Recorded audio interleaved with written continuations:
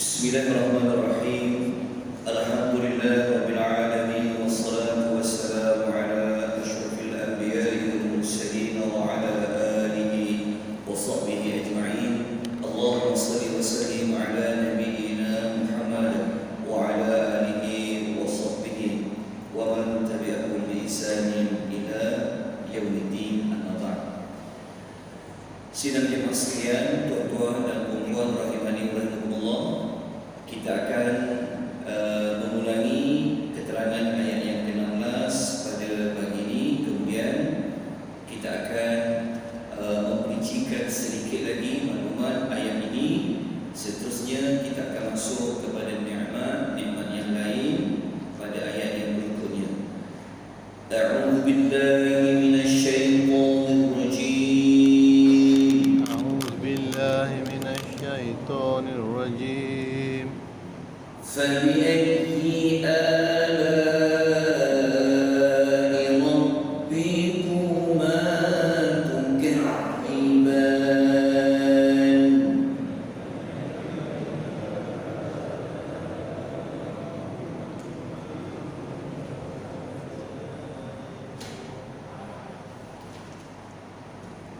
Terjemahan ayat yang ke-16 adalah terjemahan yang sama seperti mana ayat yang pernah kita baca pada ayat yang ke-13.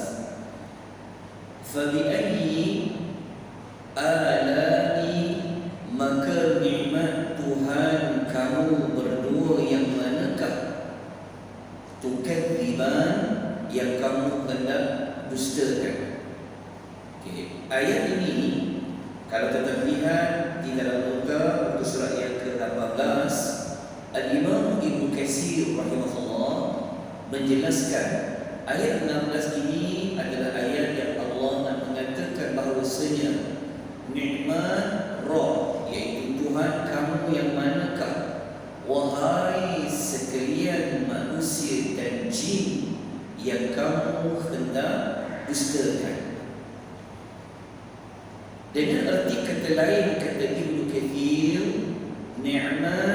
nikmat tersebut, iaitu nikmat seperti mana ayat nombor 14, ayat nombor 15, sudah pun jelas bagi kamu semua, sedangkan kamu menikmatinya tanpa dapat kamu ingkari, tanpa dapat kamu dustakan. Jadi ayat ini maknanya Ibnu Katsir mengatakan ayat ini adalah ayat yang Allah mengajak kepada manusia supaya mensyukuri nikmat Allah jadikan manusia itu berbeza dengan kejadian penciptaan jin, seperti mana ayat 14 dan 15 yang kita baca pada hari yang sebelumnya. Dalam masa yang sama, sesiapa yang dia mengingkari Allah, dia tidak mahu menerima Allah itu adalah Tuhan yang Esa, maka ayat-ayat ini merupakan ayat yang mencela bagi sesiapa yang tidak mahu mensyukuri akan nikmat Allah. Ada ulasan tambahan daripada Ibnu Katsir. Beliau mengatakan, dia kata, oleh yang demikian, marilah sama-sama kita mengucapkan seperti mana yang pernah diucapkan oleh golongan jin. Kita pernah sebut sebelum ini bahawa surah Rahman ini pernah Nabi bacakan kepada sekumpulan jin. Maka sekumpulan jin ini apabila mereka lalui ayat yang mengajar kepada mensyukuri nikmat Tuhan, fa bi ayyi ala'i rabbikuma tukadziban, maka jin itu dia akan menjawab balas. Apa bacaannya adalah la bi syai'in min ni'amika rabbana nukadzibu falakal hamdu. Maka kata Ibnu Katsir, kalaulah sekumpulan jin boleh sebut macam tu ketika mendengar diulang 31 kali fa bi ayyi ala, maka justru itu kita pun, kata Imam Ibnu Katsir, kita ikut seperti mana ucapan jin yang beriman itu dengan kita membaca la bi syai'in min ni'amika rabbana. Maknanya kita kata apa? Tidak ada suatu pun daripada nikmat-nikmatmu ya Rabb kami yang kami dustakan, falakal hamdu, hanya bagimu segala pujian. Okey, jadi ini antara ucapan kalau kita dengar imam, siapa-siapa yang baca diulang Fatihah dan Rabbikum Al-Katiban, maka kita boleh senangi dengan ucapan ini. Baik. Ucapan ini tuan jangan bimbang sebab dalam nota ini dia berada pada muka surat nombor 3. Nanti kalau tengok surat nombor 3 ada maklumat di situ. Baik, kita lanjutkan dengan apakah pengajaran ayat nombor 16 yang kita pelajari sebentar tadi. Sudah pastilah ia merupakan ayat 14-15 itu merupakan nikmat Allah yang wajib kita syukuri dari sudut penciptaan manusia berbeza dengan penciptaan jin. Jadi berdasarkan ayat yang ke-14, 15 menunjukkan kepada kita apakah maksud al-anam yang pernah kita pelajari sebelum ini pada ayat yang ke-10. Kali ini ayat yang ke-10 kita disebut tentang perkataan lil anam. Lil anam merujuk dalam konteks ayat ini jin dan manusia. Baik, kita lanjutkan dengan ayat yang ke-17. Apa lagi nikmat Allah, kepemurahan Allah bagi kepada manusia? Okay, kita baca ayat yang ke-17. Dalam nota kita boleh lihat ayat ini pada muka surat yang ke-18. Rabbul masyriqaini wa Rabbul maghribain.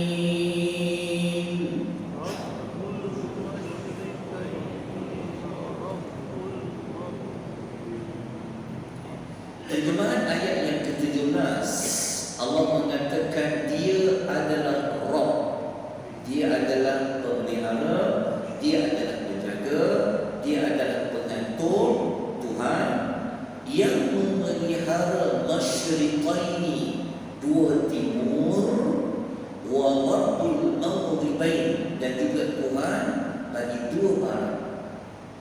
Allah kata dia yang menjaga dua timur, dia yang menjaga dua barat. Apa maksud dua timur? Apa maksud dua barat? Okay. Tafsiran yang dibuat oleh Al-Imam Ibnu Katsir, beliau mengatakan maksud dua timur itu, kenapa ada timur, kenapa ada barat, sebenarnya Allah nak kaitkan tentang bagaimanakah terbitnya matahari, bagaimanakah tempat terbenamnya matahari. Maknanya ayat ini sebenarnya nak menyebut tentang perjalanan matahari ketika terbit dan juga ketika terbenam. Kita semua sedia maklum kalau terbit, matahari terbit dari mana-mana? Daripada timur, dan dia akan terbenam di barat. Okay. Kenapa Allah kata dua timur, dua barat? Okay. Kita sedia maklum orang Arab ketika itu mereka mengalami dua musim, iaitu musim asyita dengan as-sayf, iaitu musim sejuk dan musim panas. Maknanya ketika matahari terbit di timur pada musim sejuk, Allah lah yang jaga matahari itu. Ketika matahari itu terbenam ketika musim sejuk di barat, Allah lah yang menjaganya. Begitulah ketika mana musim panas, matahari terbit, begitu juga matahari terbenam. Itulah maksud dua timur, dua barat. Jelas saudara rahimani wa rahimakumullah. Okey. Kenapa Allah nak cakap, bagi tahu kepada kita dia yang jaga matahari pada dua musim itu, terbenam dan juga terbit dan terbenam? Kerana kita tahu bahawasanya matahari ini kalau dia bergerak lambat sikit ke, kalau dia keluar daripada orbit dia, habis alam semesta. Kan? Dan kenapa Allah jaga juga? Allah nak bagi tahu bahawasanya kenapa ada dua perbezaan.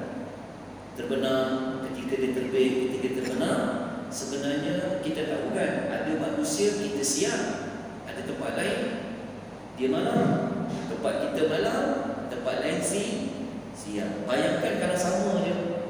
Jadi tak boleh. Jadi Allah pastikan semua manusia itu dia mendapat manfaat daripada matahari ketika terbit dan terbenam. Maka Allah lah yang menyatakan dialah yang Tuhan yang memelihara matahari dan juga matahari pada dua keadaan tersebut. Okey, tuan-tuan, soalan saya adalah, kalau kita baca surah Rahman sampai ayat 17 ni kan, kenapa dia sebut dua? Ingat tak kita sebut sebelum ni, Allah selalu sebut dua dalam satu ayat kan? Allah kata dua nikmat di langit, dua nikmat di bumi. Jadi kata para ulama, kenapa sebut dua timur, dua barat? Kenapa dia sebut dua tu? Kata para ulama tafsir, sebenarnya Allah Ta'ala nak menyesuaikan apa yang sebelum ni Allah pernah sebut dua. Adakah sebelum ni Allah kata, contohnya Allah kata wasyamsu wal qamaru bi husban. Allah kata matahari dan bulan dua-dua. Lepas tu Allah kata apa? Wan najmu wasyajaru. Dua-dua. Jadi Allah Ta'ala ni maha bijaksana. Maka apabila Allah itu menyampaikan satu maksud dari penggunaan ayat itu pun Tuhan akan ikut konteks. Dua. Itu dari sudut keindahan bahasa. Okey. Kalau kita nak dalami lagi, okey, kalau satu timur, satu barat, apa kalimah tu? Kalau dua timur, masyriqai. Kalau satu timur, ada dalam surah Al-Ma'arij, ada dalam surah Al-Baqarah ayat 115, tapi tak ada lengkap. Maklumat tambahan, kalau satu timur mufrad bagi masyriqain adalah al-masyriq.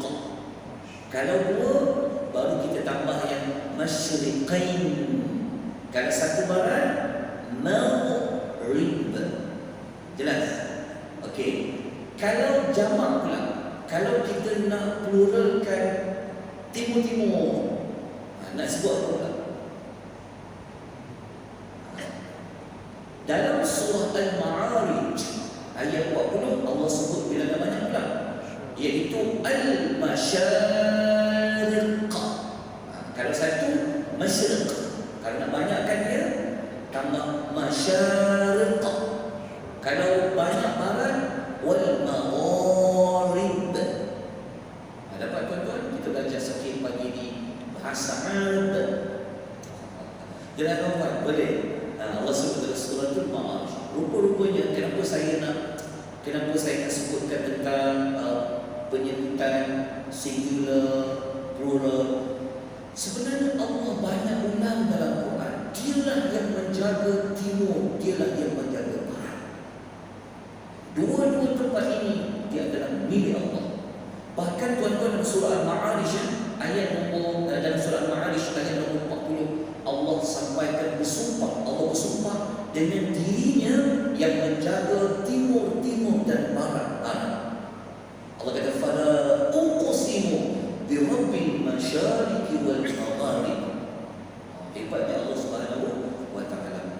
Oleh kerana Allah lah yang menjaga kedua-dua arah ini, timur dan barat, maka Allah mengajak manusia supaya apa? Mengisahkan dia seperti mana dalam surah Al-Mudammil ayat 9. Tuhan kata apa? Rabbul masyriqi wal maghrib la ilaha illa hu fattakhidhu wakila. Allah beritahu kan? Dialah Tuhan timur dan barat. Tiada Tuhan kecuali dia, maka jadikanlah dia sebagai wakilah, iaitu penuntut. Okey, selesai tuan-tuan? Boleh faham ayat nombor 17 tadi? Kita masuk kepada ayat nombor 18. Oleh kerana Allah lah yang mengaturkan perjalanan matahari ketika terbit dan terbenam, pada dua musim, sejuk dan musim panas, maka kita jangan bimbang tentang perjalanan matahari itu. Serahkan kepada Allah. Maka Allah mengajak kepada kita supaya mensyukuri akan nikmat itu pada ayat yang berikutnya, ayat 18. Kita baca ayatnya. فَبِأَيِّ آلَاءِ رَبِّكُمَا تُكَذِّبَانِ.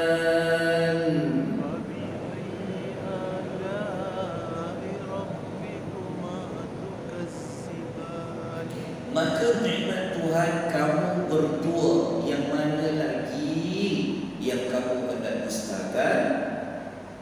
Okay. Kita terus kepada ayat 19 dan 20. Muka surat nombor 19 dan 20 dan nota baca. Okay. Ayat 19 dan 20 itu tuan, menariknya lagi, Allah nak bawa kita ke mana nak sekarang ni? Allah nak bawa kita kepada merenung. Allah nak bawa kita kepada berfikir tentang air laut. Allah nak bawa kita dekat lautan sekarang. Okay, jom kita pergi laut. Allah kata apa dekat ayat 19 dan 20? Marajal bahrain yaltaqiyan. Marajal bahrain yaltaqiyan. Bainahuma barzakhun la yabghiyan. Bainahuma barzakhun la yabghiyan. Okey.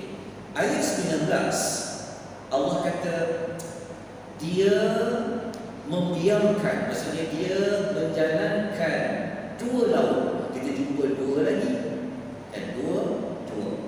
Sebab tu ada para ulama kata surah Al-Rahman ni kata Dr. Wahab dia adalah surah pengantin. Surah pengantin sebab dia dua. Jadi Allah kata Allah telah menjalankan air yang ada pada dua laut. Bahrain, dua laut. Yang dua laut ni yaltaqiyan, mereka saling bertemu. Laut pertama jumpa dengan laut yang kedua, dia bertemu. Walaupun dia bertemu, bainahuma barzakh, antara laut yang pertama dengan kedua, Allah letak di tengah-tengahnya ada barzakh, iaitu ada satu dinding, ada satu batasan. Barzakh kat situ fungsinya untuk apa? La yabghiyan, supaya yang laut satu tidak campurkan airnya masuk ke laut dua. Laut dua tak masukkan airnya kepada laut yang satu. Apa yang pisahkannya? Dipanggil barzakh. Pernah dengar barzakh? Alam barzakh. Alam barzakh. Betul.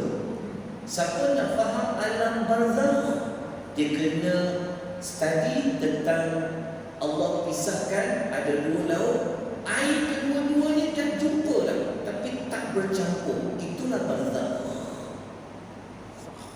Orang yang masuk alam barzakh, dia takkan dapat pergi ke alam dunia walaupun rumahnya sebelah kubur.